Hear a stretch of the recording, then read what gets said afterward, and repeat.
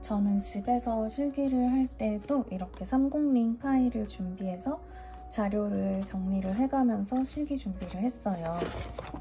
이렇게 얼굴 비율에 대한 자료 같은 것도 찾아서 출력해서 넣어놨고, 이런 거는 이제 학원에서 받았던 사진 자료들도 넣어놔서 보면서 그림을 그리는 시간을 가졌고요. 또 이렇게 소묘 그림도 스터디 같이 하셨던 선생님께서 공유를 해주셔가지고 출력해서 보면서 그림을 그려나갔습니다. 그리고 작년에는 코로나 때문에 인물 모델이 제시가 안 된다고 공지가 나왔어요.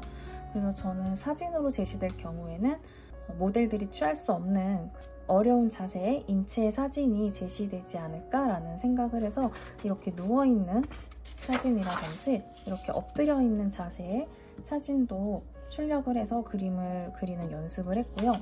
이런 인체의 사진들은 핀터레스트 앱에 들어가면 정말 많은 인물 사진들이 있으니까 그 사진 참고하셔서 마음에 드는 자세 출력해서 그리는 연습 하시면 좋을 것 같아요.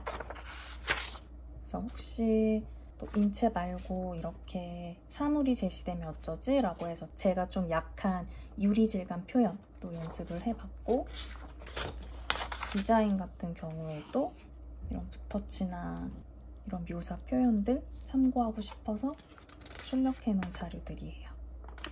1차 시험 전에 집에서 이제 캠스터디로 실기를 준비할 때는 이렇게 준비된 자료를 카피하는 연습을 주로 진행을 했어요. 그리고 저는 이제 기출된 문제를 다 이렇게 연도별로 정리를 해놨어요.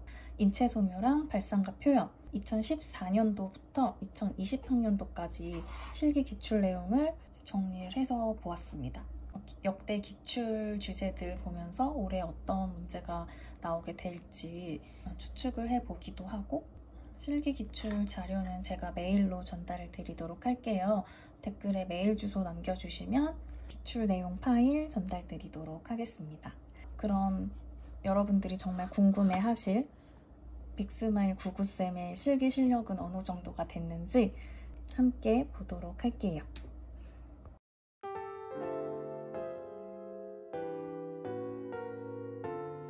지금 보고 계신 그림은 제가 집에서 캠스터디 할 때 안돌리쌤 완성작 보면서 카피했던 그림들이에요. 스케치를 그대로 뜨고 그다음에 수채화로 안돌리쌤 완성도 퀄리티만큼 끌어올리도록 노력을 했습니다. 초수 때 제가 그린 그림도 다시 그려보고 조금 더 퀄리티를 높여보려고 연습했던 과정작이고요. 이건 제가 개체 연습할 때 그림 참고해서 수채화, 개체 연습했던 그림입니다. 여기에서부터는 제가 1차 합격 이후에 학원 등록해서 학원에서 그린 그림들이에요.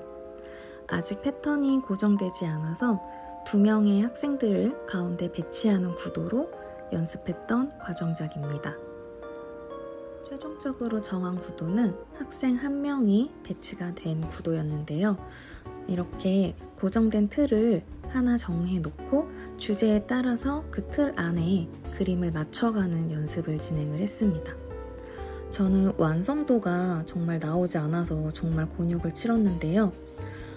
실기시험 5일 전에 완성도가 나와서 시험 당일에도 무리 없이 잘 그리고 나왔습니다.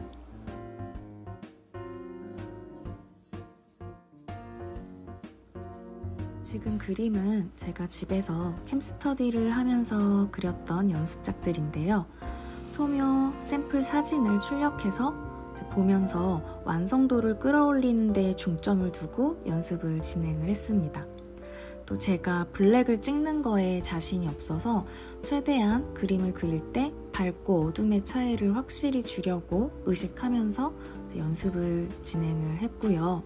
다양한 자세 연습을 하기 위해서 기본적인 자세뿐만 아니라 다양한 자세의 인체 사진을 가지고 연습을 진행을 했습니다.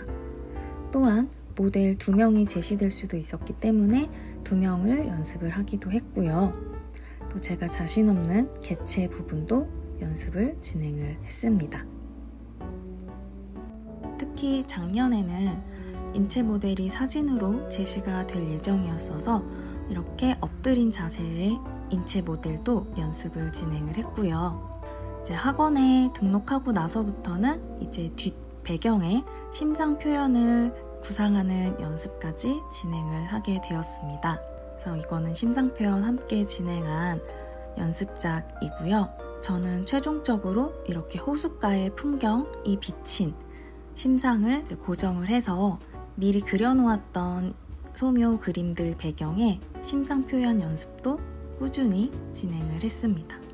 시험 당일에는 충분히 연습한 대로 심상 표현도 무리 없이 그리고 완성을 하고 나왔습니다.